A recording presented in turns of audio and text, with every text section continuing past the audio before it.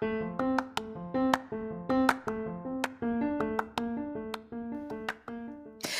there, and welcome to the daily podcast where wisdom smacks us with kisses or love taps. I'm MichelleSpiva, a wisdom strengthening coach, your host, and practical priestess of wisdom. Mwah.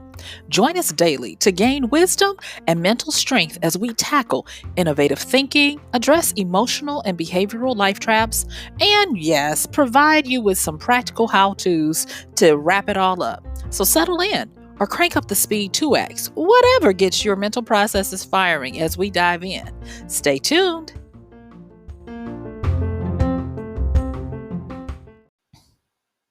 Hey there, mon ami. It's MichelleSpiva, your practical priestess of wisdom, with today's podcast of Wisdom Smack. Mwah! You know how we do. Come on, sitting in, join me as we get into talking about what wisdom has in store for us now. And I'm just going to go on and say it. It's time for you to gather your seeds. So, today we'll be talking about not only how to gather them, but where to find them. And if you can't find them, how to make them. So, yes, come on in the room and help me help yourself as we start learning how to gather these seeds and get ready for what's coming ahead. I will talk to you in the room. See you soon.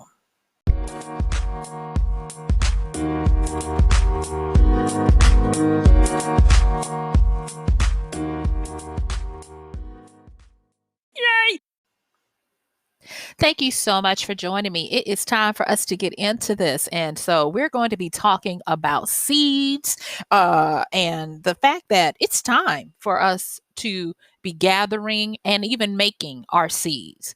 And I am so thankful for wisdom. Thank you, wisdom, for always coming with a timely instruction for us to not be in the dark and to know what time it is. And I'll be talking a little bit about that in our conversation today. So let's get into it. So you know how we do around here when it's called for. We go back to the definitions. And so today I'm going to be going back to the etymology of the word seed and then what it has become now.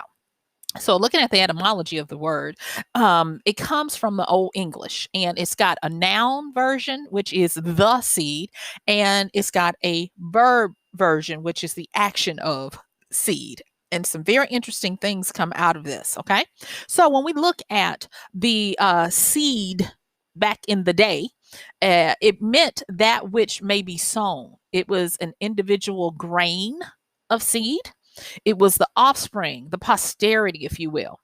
And it became known as it migrated through Old English into from Proto-Germanic, also from Old Norse. So we're really kind of like dealing with this westernized version of the word seed, which came from sayat and sad and all of that, and sati even. It became known as the offspring or the progeny. Now, this is the thing that I want us to realize so that you can understand that seed permeates every area of our life. So it's not just about seed for money, seed for children. It's not about that. It's about getting the seed and recognizing it in every area of our life, because the word seed is actually part of the word semen, where we get the seed that must be fertilized in the womb for birth and all of that. So that's the noun. Now the verb version, it came about where they started using the word seed as an action and around the late 1300s, and that meant to flower or flourish or even to produce more seed. We'll be getting to that in a minute. And then it went on and migrated on down through the 1400s, all the way down to the late 19th century, which would have been like 1890s, where it meant to sow with seed and then to start to get very clever with seed germination, to the point where they borrowed the term seed from cultivation and agriculture to sporting events. We still use it today, especially if you look at tennis and you look at the Wimbledon. You'll look and see where they have quote unquote seeded players with different numbers or rankings. And they did this because they had started to learn when you sow seed that you needed to give seed time to prove itself. Because what you never wanted to do was to take all of your good seed and put it all together. Because the strong seeds will fight each other and they'll knock each other out, and you won't end up with a harvest of the best seed.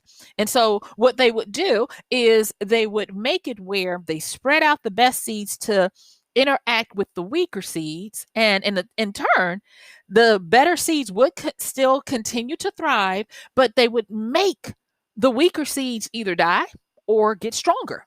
So you're seeding your seeds with strong seeds to make everything rise. It's kind of like all tides lift the ships kind of thing. And I know I probably made that messy, but that is how we got where we are today with our understanding. So now, if we go and we look at the definition of seeds, we can look at it and we can say that it is the fertilized, the matured oval of a flowering plant containing an embryo and a rudimentary plant.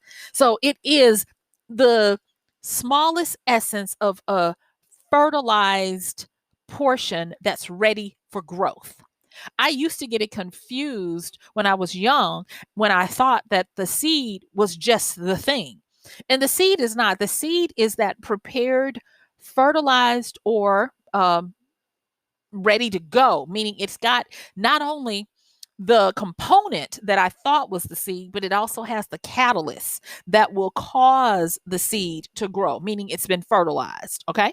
All right. And I learned that when my grandfather finally explained to me the difference between the eggs, the chicken eggs. But I'm not going to go into that today because I spent too much time on this intro anyway. So thank y'all for sticking with me in my stories. I got a few more for you, but let's just get on to it. Okay. So now that we have a somewhat good understanding about what a seed is and what it means to seed, and how we got the term of seeded to strengthen what we're working with, I think we're in a pretty good area to keep moving on. So today, what we're going to be talking about is, hopefully, we'll be able to give a pretty good conversation on where to find your seeds, how to learn to make your seeds if you don't know where your seeds are, because you can actually make them, how to gather them, and then how to nurture them, and why we need to be in a seed hunting or seed making time now. Okay.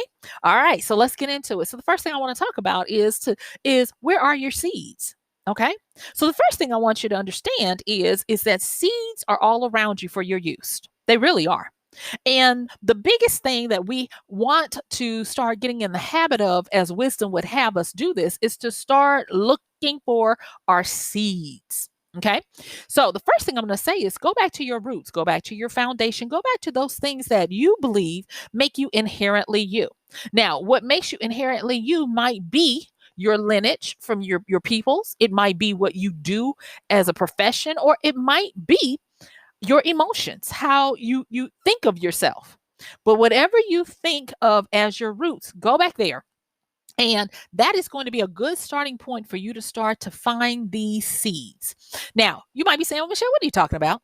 What I'm talking about is a lot of people don't realize that purpose is a seed.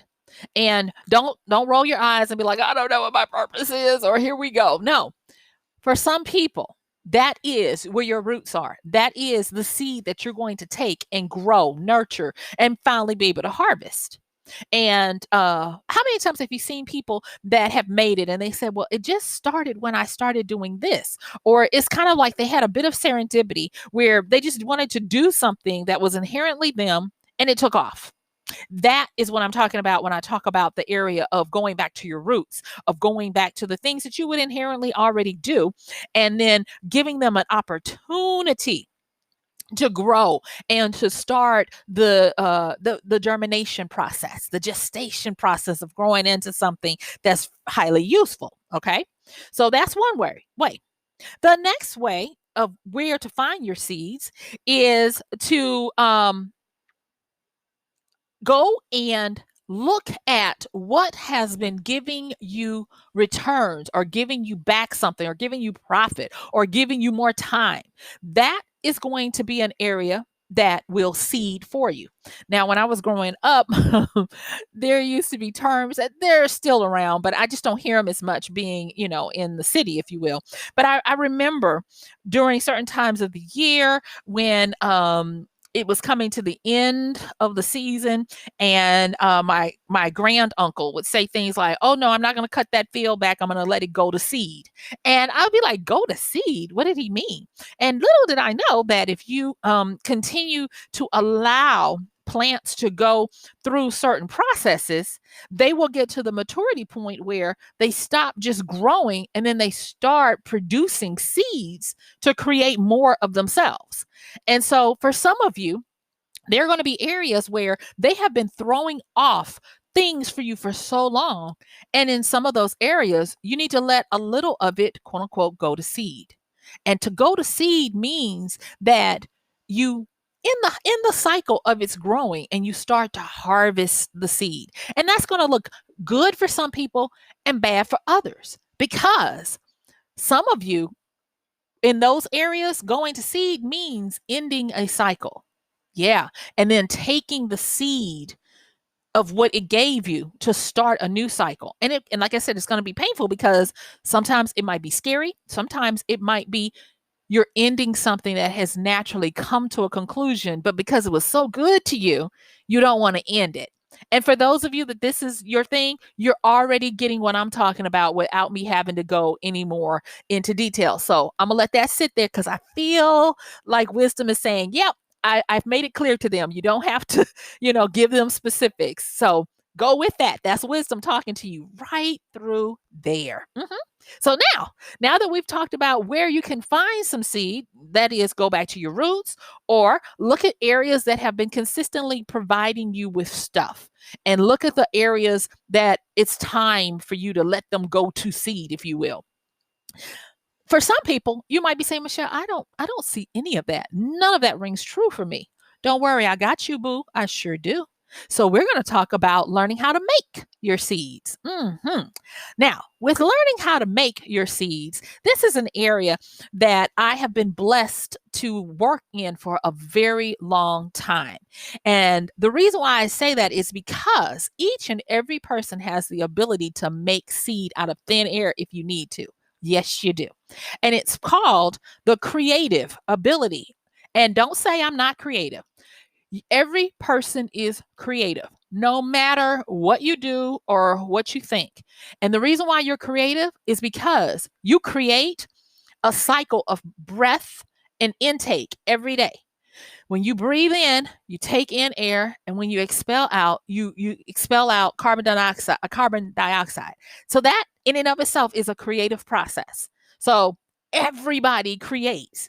And the greatest way to start making seed is to start being creative in the ways that you can. Now, this is not just for the artistic, the musical, the quote unquote talented. This is for the person who is saying, okay, I know I need to make seed. This is really starting to resonate with me. So where can I start? And I'm going to give you something that is just amazing. When we first, in America, that is, I can't speak for other places, but when we first started having to socially distance and stay home, way back in March, there was the funniest thing that happened. And at first, I was just looking at it straight on.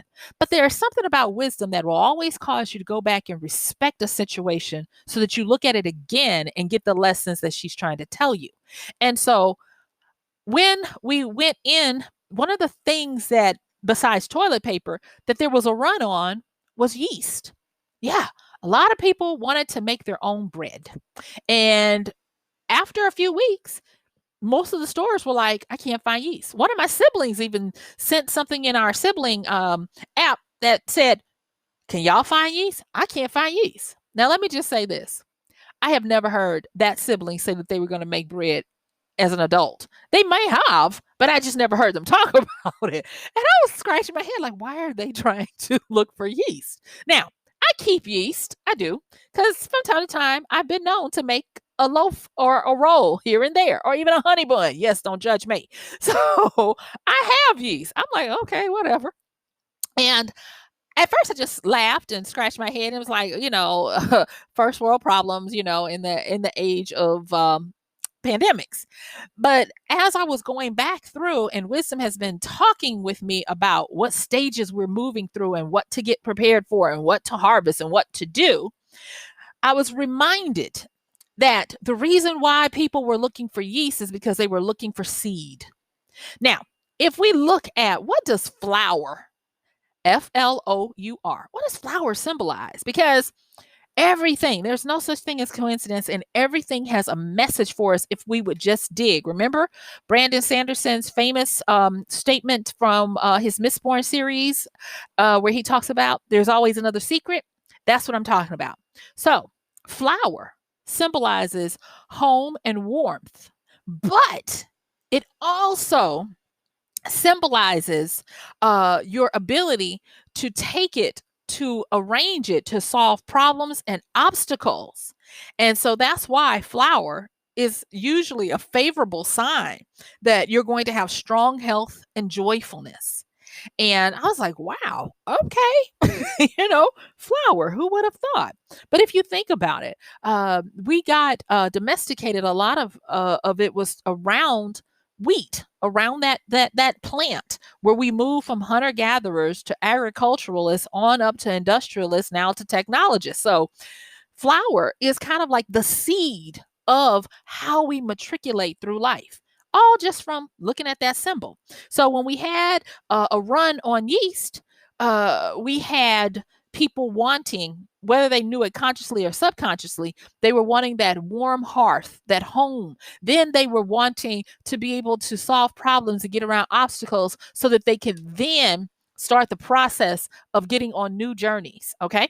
So this is the thing that people don't realize if they would stop, that usually you can make yeast. Yeast is all around us. Yeast is in the air, and you can actually pull yeast out of the air with, are you ready for this? You can make your own yeast with a little bit of water, flour, a container, and air. You can make your yeast. So if the average person had any kind of flour, whether it was wheat flour, white flour, whole grain flour, or whatever, you could make your own yeast. So you can make your own seed. Now you might be saying, okay, that's good for baking, Michelle, but how do I make my own seed? Now I've already said about your creative abilities, but the next thing is you can make your own seed by starting with that simple thing that you have and that you can rely on. When I was a child, my grandmother, have you ever had it where you go, you want a snack and you look around, you're like, there's nothing to eat? Well, we used to do that at my grandmother's, and we'd be like, there's nothing to eat. And my grandmother would go into the kitchen, and lo and behold, we'd hear, stuff being moved, and we would look around, and there was a cake, maybe a pie or some cookies, and she had taken flour, a little bit of sugar and butter and milk and salt and flavorings, and put them together and mixed it up and throw it in the oven. And next thing you know, we've got cake or, cookies or whatever it was that she would go in there and use. And it's because a lot of times we have gotten away from seeing the foundations of what it takes to make seed. Case in point, monies. So a lot of people are having to deal with their new relationship of money, of how money comes to you, how you gather money, how you grow money, and the like. Because a lot of people are having to move from the understanding that money comes from a job to understanding that money comes from seed. Okay. And so instead of using the job that's no longer there, a lot of people are breaking that down to the smallest component, where they're doing services and offering goods to get money. And so it's the same thing, going back down to where you're thinking you need this big prepackaged packet of yeast, where you could just use flour, water, a container, and some air and come up with the same thing. So it's just learning how, when you're making your seed, how to break it down. Just like when I said where to find your seeds, going back to your roots and looking at the foundations, same thing. But I'm trying to give you two per. So whereas I said where to find your seeds would be either to go back to your roots or to look at where you could find established things that are throwing off seed. Right here, in learning to make your seed, you can look for your creative abilities, or you can look for ways to do something based on the skills that you had from your job, if you don't have that now, to be able to break that down to make something that will generate seed for you. All right. So now the next thing is maybe you say, Michelle, I already got that. Or all of these things are, I know what you're saying. My next question is, well, if you do, are you gathering your seed? And the reason why I ask that is because we are clearly in seed gathering time. And because of that, it is time, and this is what I believe wisdom is saying, and I'm standing on it at this particular time, is that wisdom is saying a lot of us do not know how to spot or even collect seed. A lot of us are mistaking seed. Are you ready for this? We're mistaking seed for harvest. When I wanted to understand how my grandmother could grow anything, and she actually said, she said there's no such thing as as not having a green thumb, and I was like, huh? She said it's just understanding how to work with the plants and what the plants need. And I remember her teaching, well, I remember her teaching me how to take a seed and then give it what it needs so that then it would be strong enough to put in the ground. There was a time I wanted to plant some stuff, and we live, like I said, in a rural enough area where we would still have a seed and feed store and a processing plant, and we would go to seed and feed. And I remember looking at the little seed packets, and I mean, you could buy like a whole bunch of them for $1. And my grandmother would be like, okay, you can buy, this or that. And I love to buy the flowers, and sometimes I would love to buy the veggies. And I would take the seed, and she kept a little row in the back. And if my siblings are listening to this, you guys know exactly that row that she would keep in the back of the house for us to practice with. And I remember going and taking seeds and just throwing them in the ground, watering it and covering it up. She's like, no, baby, that's not how you do it. And I remember her teaching me how to get a seed started. And that is what wisdom was reminding me of, that too many times we take our seed and throw it in the big earth where it will get inundated and then wonder why our seeds aren't working for us. So, if you'll permit me, I'm just going to talk really quickly about how you need to nurture seed when you are first working with it. Too many people say, oh, I've got this seed, so let me go into the big world and throw my seed out there, and it's going to do what I see other people doing. And you cannot do that, because seed is different from seedlings, it's different from sprouts, it's different from plants. Okay. So when you get seed, you got to kind of treat it like it's in a womb. And so in order to do seed, my grandmother would have these little trays, and she'd put some what they now call it seed mix. But I remember her mixing some really dark earth, and she'd have this peat kind of stuff. And then she'd have these little styrofoam pebbles that would hold moisture. And she would mix all that together, put it in these different little pots. And she had little bitty terracotta pots. Some people, they'll give you a seed tray, but she would do it there. She would put the seed in. And she's like, you don't want to crowd the seed. And I remember she wouldn't dig a hole. She would put that in there, put the seed on top. Then she would lightly cover it, and then give it some water. And she would cover it over with her Tupperware. And she's like, you want to create steam and heat so that it will feel like it's incubating. Then after you would do that, and you would start to see the first signs, then you would make sure that you kept it in a warm place, and on and on and on. Because I'm looking at my time, and I'm like, I don't have time to tell y'all all the stuff that I learned, but it stuck with me of how to grow something from seed. And it's only once it's got enough leaves on it or sprouts on it for it to sustain itself, then she would allow us to take what was in that little terracotta plant potter, take it out, and then put it in the ground. And then that's when we started. And my mind was like, when wisdom was like, this is what people are doing with their seeds, what you used to do of making the mistake of taking the seed and putting it directly in the ground and expecting it to work when it's inundated because it's not strong enough. So when it's time to start gathering your seeds, what you want to do is you want to learn and spot them because they are opportunities. Yes, most people don't realize that seed is opportunity, and opportunity never looks like its outcome. There's a famous statement that says most people can't spot opportunity because it's either dressed in overalls or looks like work. And if you ever take something from seed, you know it's a lot of work. It's going to be at least about depending on how long, it's going to be days to weeks. I remember my grandmother also taking certain things that she was like, okay, we're not going to start this from seed. And she'd put it in a Coke bottle with water in it and then wait for the sprouts to come out and before transferring. So over and over again, I saw this, not realizing that this was the wisdom that it takes, that you're going to need to give opportunities time to sprout and grow strong enough before you put them out in the big bad world to do what they need to do. And I know I'm using a lot of agricultural things, but to me, I believe that that will permeate your spirit and your subconscious to start spinning off new ideas for you to get your ahas from it. So once you start learning what these opportunities are and you learn how to treat them as seed before you try to plant them, that's going to give you time to learn how to take care of them, protect them, give them the right environment, and practice, because you will get to the point where you don't spoil all of your seed. That was another thing that I learned. The reason why they give you so many seeds in a packet is because some of them are going to be spoiled. Remember when we talked about seeding and we talked about how the strongest seeds are not put together, they're put with weaker seeds to help the weaker seeds to grow? Same thing here.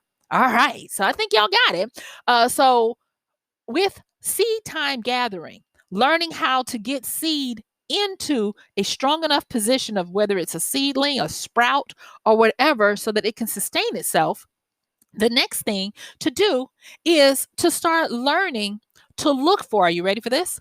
Look for the seed of different. And what I mean by that, I was going to make an entire podcast about that, but I was like, how can you make that podcast when you haven't given them this one first? Wisdom.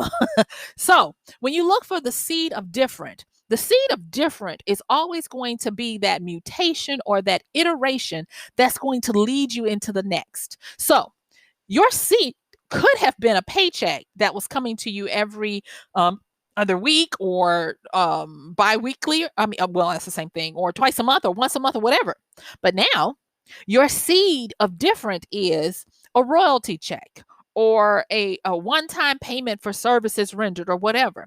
That's going to be your seed of different. And once you look at that seed and you learn how to germinate more of it, flour, water, container, air, to get more of it, you start putting it out there. And guess what? It starts coming around quicker and faster because you got many seeds at work for there.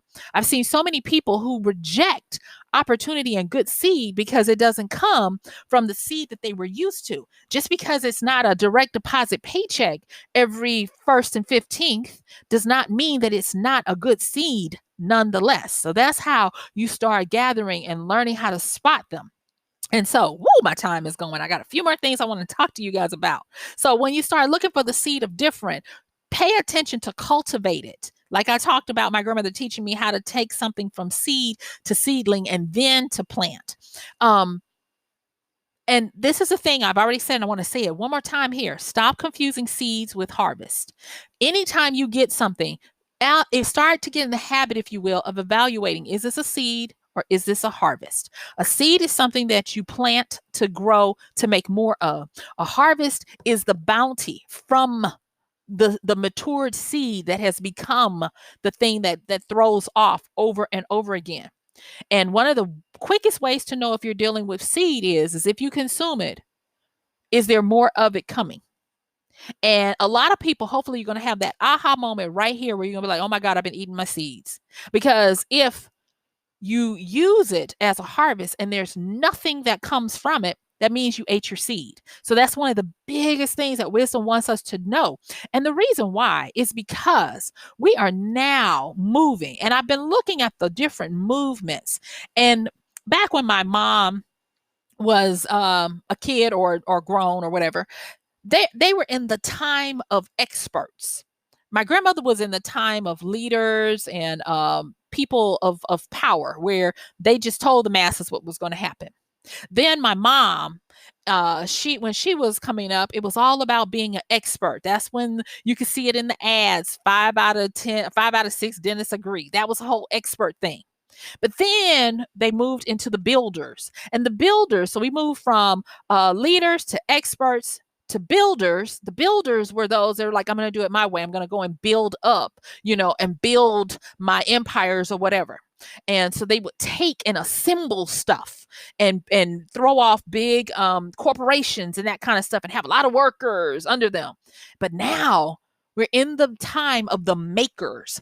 And the makers are different because the makers know how to make yeast out of catching the yeast from the air. And this is where we are, because the time of the builders of building the big corporations so that people can work is not as big anymore. And you must learn how to become a maker. And you become a maker by learning how to capture seed, make seed, nurture seed, bring seed all the way up to harvest, and understanding where to find your seed and how to gather it, when to gather it.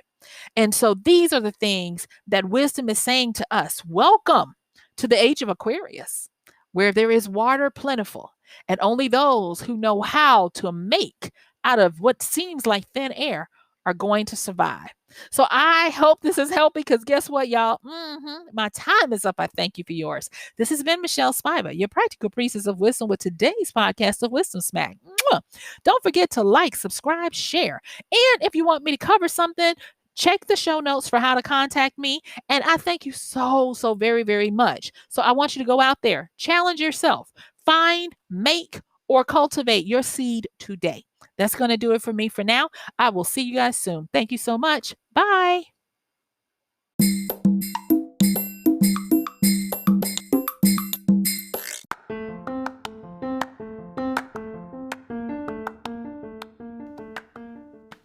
And that's going to do it for today's podcast of Wisdom Smack with MichelleSpiva. If you like this podcast, please help us get the word out. Like, comment, subscribe, and even share.